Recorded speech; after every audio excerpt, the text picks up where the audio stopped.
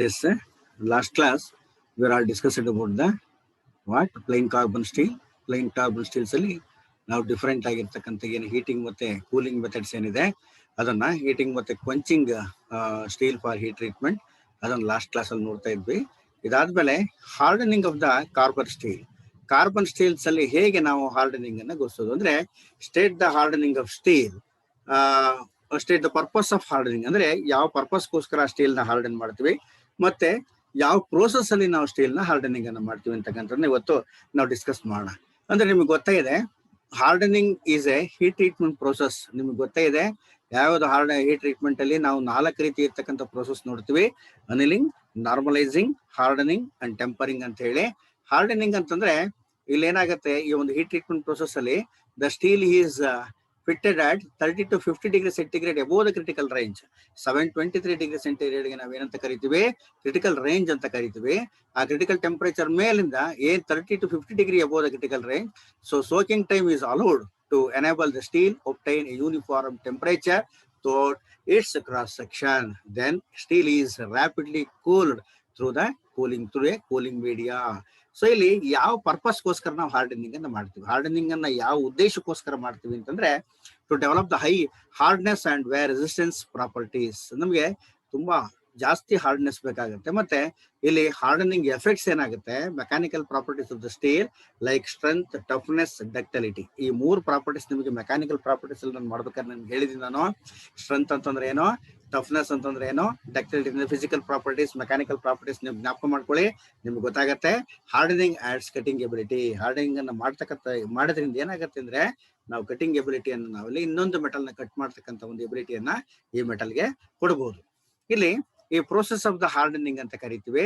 ನೋಡಿ, steel is steel which A carbon content above the 0.4% is heated to 30 degree to 6 degree centigrade above the critical temperature. ನೋಡಿ, ಈ ಚಿತ್ರದಲ್ಲಿ ನೀವು ನೋಡ್ತಾ ಇದ್ದೀರಿ, ಫಿಗರ್ ನಂಬರ್ 1 ನಲ್ಲಿ ಈ ಚಿತ್ರದಲ್ಲಿ ಇದಕ್ಕೆ ಏನಂತ ಕರಿತೀವಿ, ಇಲ್ಲಿ percentage of the carbon steel, ಇಲ್ಲಿ ಏನಿದೆ ಈ ಒಂದು ಸ್ಟೀಲ್ ನ ಟೆಂಪರೇಚರ್ಸ್ ಏನಿದೆ ಆ ಟೆಂಪರೇಚರ್ ಸ್ಕೇಲ್ ನಾವಿಲ್ಲಿ ನೋಡ್ತೀವಿ ಡಿಗ್ರೀಸ್ ಇನ್ ಸೆಂಟಿಗ್ರೇಡ್ ನಲ್ಲಿ. ಇದಕ್ಕೆ ನಾವು 723 ಡಿಗ್ರಿಗೆ ನಾವೇನಂತ ಕರಿತೀವಿ, ಕ್ರಿಟಿಕಲ್ ರೇಂಜ್ ಅಂತ ಕರಿತೀವಿ. Below the lower critical temperature, above the critical temperature. So ಇಲ್ಲಿ ಇದಕ್ಕೆ above the critical temperature A soaking time of 5 meters. ನೋಡಿ, ಇಲ್ಲಿ ಆ soaking time 5 meters per 10 mm thickness of steel is allowed. Then the steel is cooled rapidly in a suitable media.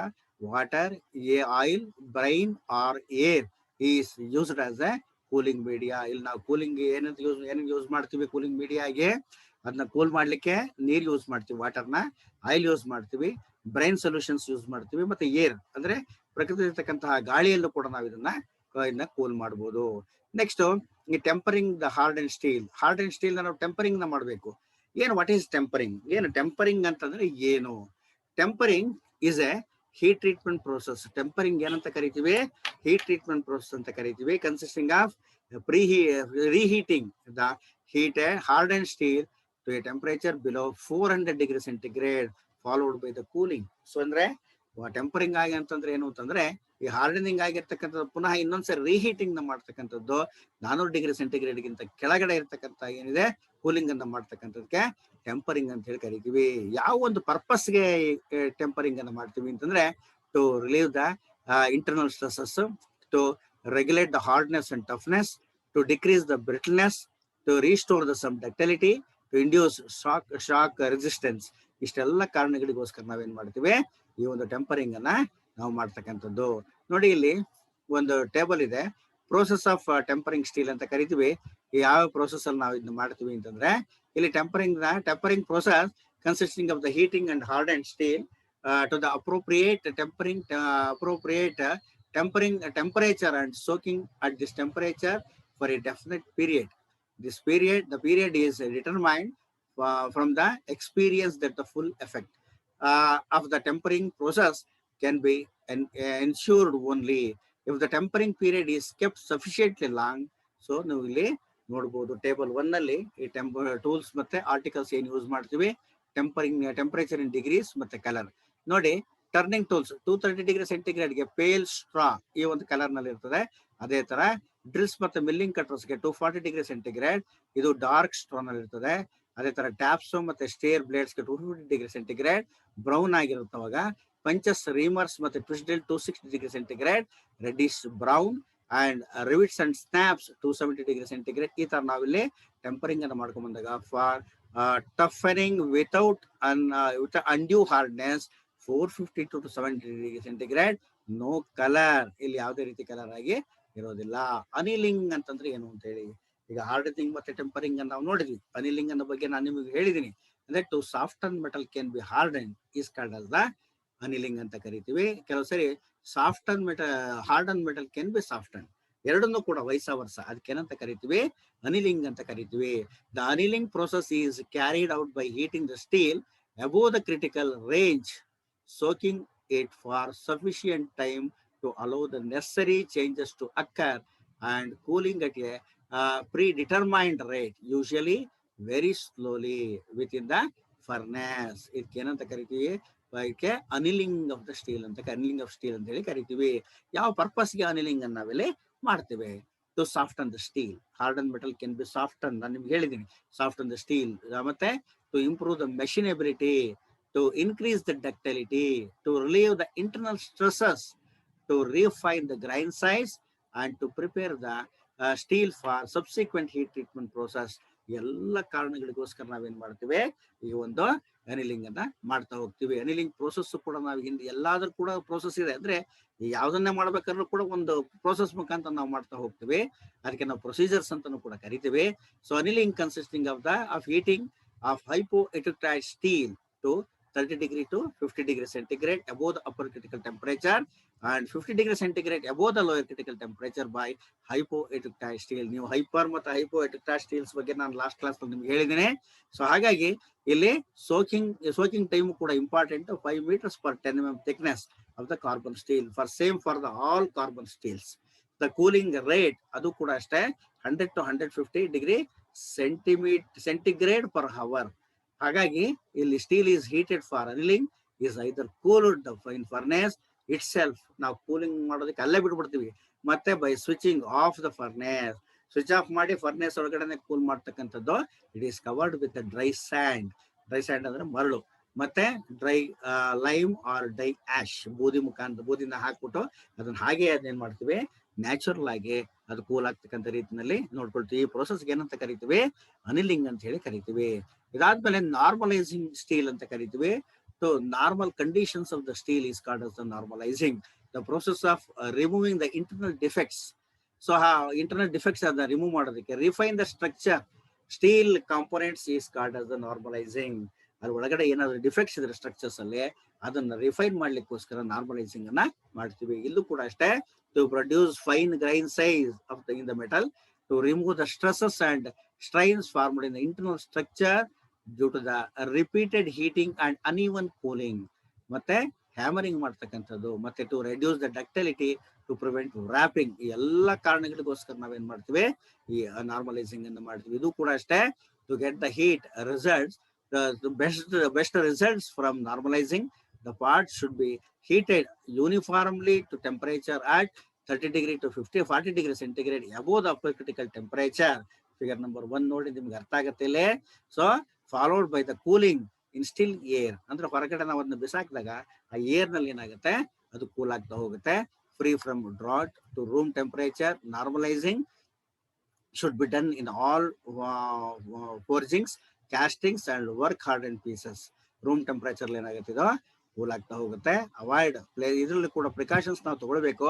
Avoid placing the components in wet place or wet air, thereby restricting the natural circulations of air around the component.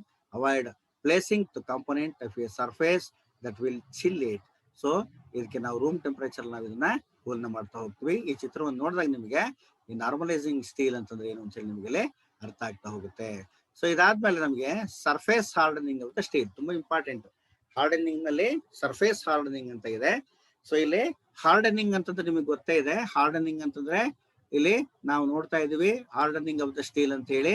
So ಹಾಗಾಗಿ ಇದರಲ್ಲಿ hardening of the steels ಅಲ್ಲಿ types of surface hardening. ನೀವು ಮೊದಲು ನಿಮಗೆ surface hardening ಅಂತಂದ್ರೆ ಏನು ಅಂತ ಗೊತ್ತಿರಬೇಕು. Most of the components must have a hard wear resistance supported by a tough shock resisting core for service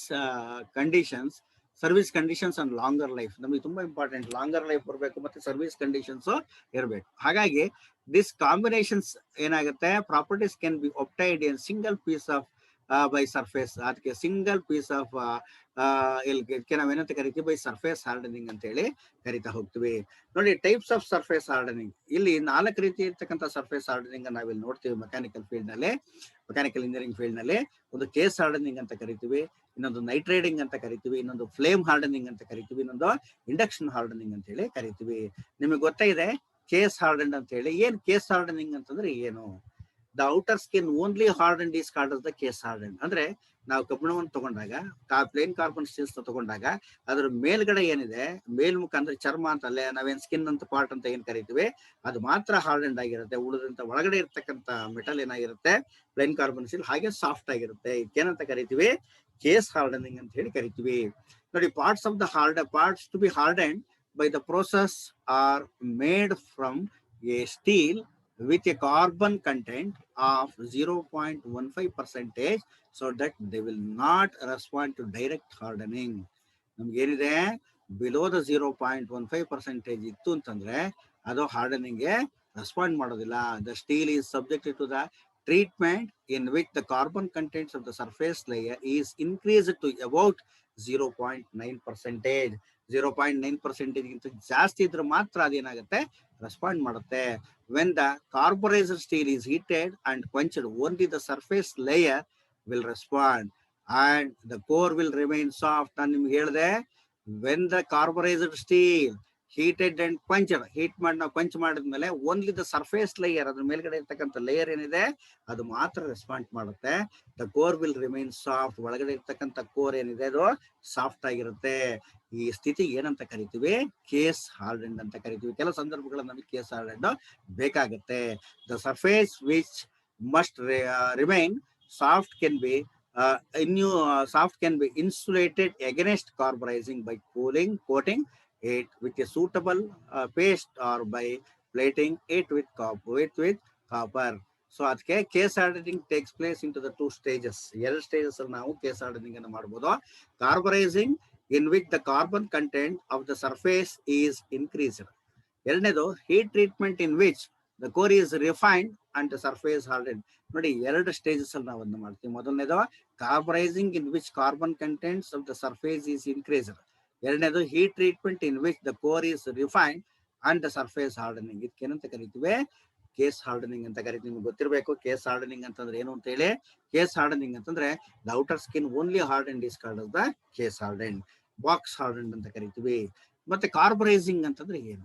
in this operation the steel is heated in a suitable temperature in a carburized atmosphere and kept at the temperature until the carbon has prevented to the depth required.